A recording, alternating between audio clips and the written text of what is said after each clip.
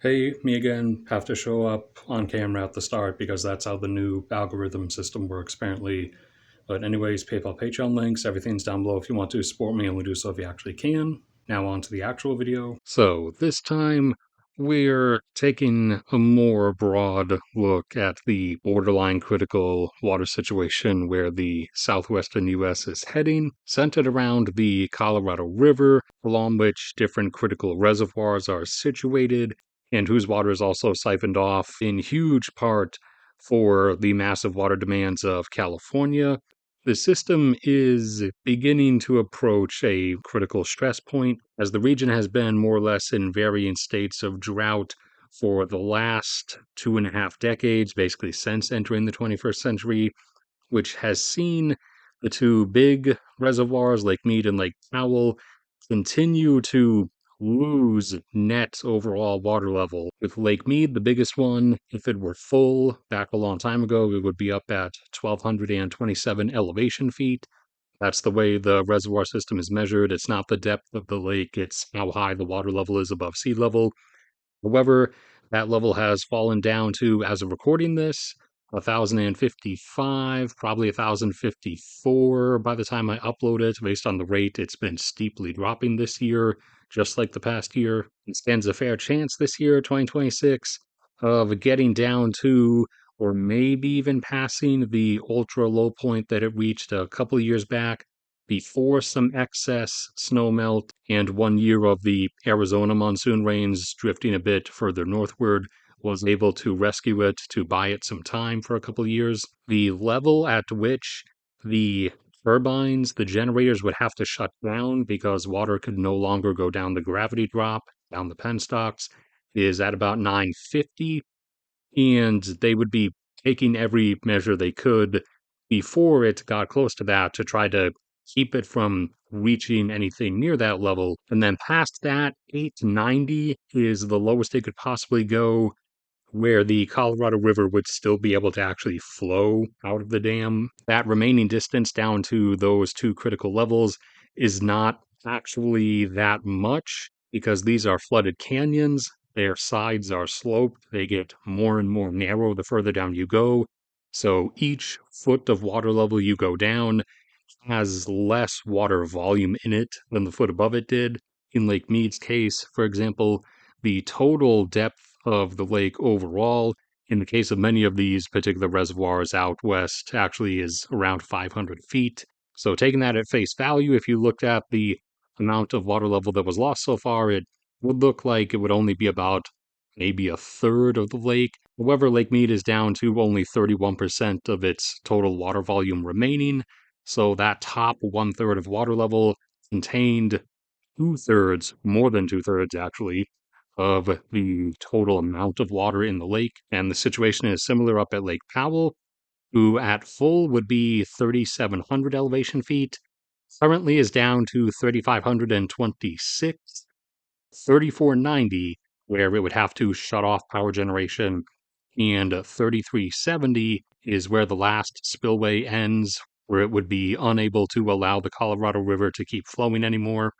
And the bottom of Lake Powell is around 3,200, so again, about 500 feet or so. And in Lake Powell's case, despite the fact that that looks like only 40% of the water level has been lost, the lake is down to only 23% of its water volume remaining, so that top 40% contained 80% of the water.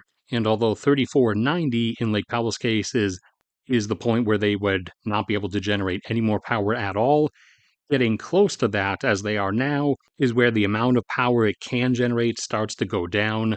So once you get within proximity, within 20, 30 feet of that, usually you'll start wanting to not let it go any further. And they are trying to avoid that by sacrificing sort of one last reserve item, and that is a much smaller reservoir further up the river called Flaming Gorge. So now, as you can see from the sharp drop on this chart, Flaming Gorge is being emptied at this moment to try to keep Lake Powell from having to drop down any further, and coincidentally also trying to slightly slow Lake Mead's drop a bit, which won't be that much. because Flaming Gorge is nowhere near as large as the other two and did not start out with anywhere near as much water volume. Lake Powell's would be 6 times that of Flaming Gorge, and Lake Mead's would be 7 times that of Flaming Gorge. In water levels, Flaming Gorge would top out if it were full at 6,040 elevation feet. And before these last couple weeks, it was down at about 6,023. Now it is down to 6,021, and Flaming Gorge's critical levels are power generation stops at 5871, and the river stops flowing at 5740. And apart from also being smaller, the flooded canyon sloped walls of Flaming Gorge are even broader. They're way less steep than the others, so the loss of water volume per foot escalates quickly. And at 6,021 elevation feet, not even 20 feet down, it is already down to only 77% of its water volume. And that drop is going to continue at this steepness because they're sacrificing it to try to avoid shutting down power generation at Lake Powell and obviously stall the eventual point where Lake Powell would get down to not being able to have the Colorado River keep flowing out from under its dam. And then once Glen Canyon Dam fails, then the only one left is Hoover Dam at Lake Mead. Regarding power generation from the dams, Flaming Gorge's dam will not be too much of a loss. It's only about 150 megawatts. Glen Canyon Dam at Lake Powell would be a bit worse. It generates about a gigawatt, but that still does become a gigawatt that surrounding power generation in the general region has to compensate for constantly after that point. Power generation from Hoover Dam is a bit worse because that's between 2 and 2.5 gigawatts, which serves as a decent baseload for Las Vegas. Las Vegas consumes more than that, and it has other power plants around it, natural gas-fired plants, that dial their output up and down based on the different fluctuating levels. However, if you remove that 2.5 gigawatts of constant baseload power, that is a massively shrunken margin that they have to work with the other power plants surrounding Las Vegas. But in the end, the real problem is, of course, the Colorado River flow itself, as you can easily make the arguments initially that Flaming Gorge and Lake Powell are kind of in the middle of nowhere. Lake Mead, on the other hand, is obviously the provider of water to Las Vegas. And you might also say that Las Vegas is a mistake, kind of, and really shouldn't exist, kind of should be abandoned. And you'd be correct in that, I agree.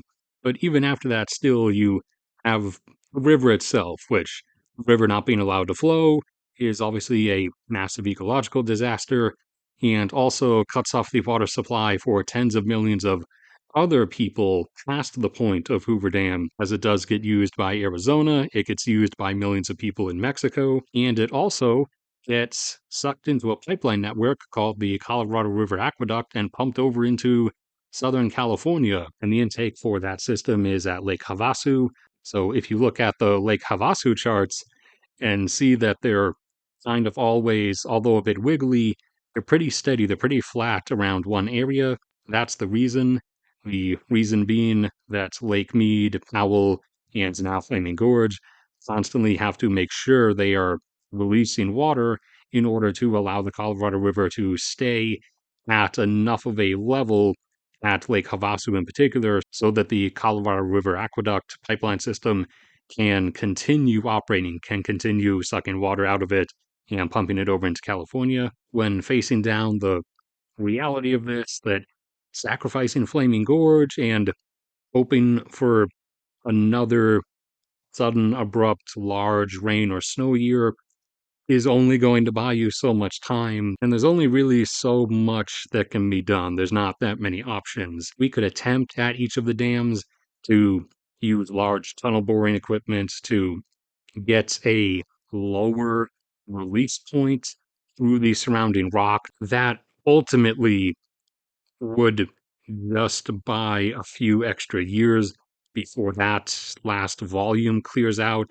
Then once that volume is gone, that stored volume, then whatever the flow of the river is, that's going to be all that you get anywhere.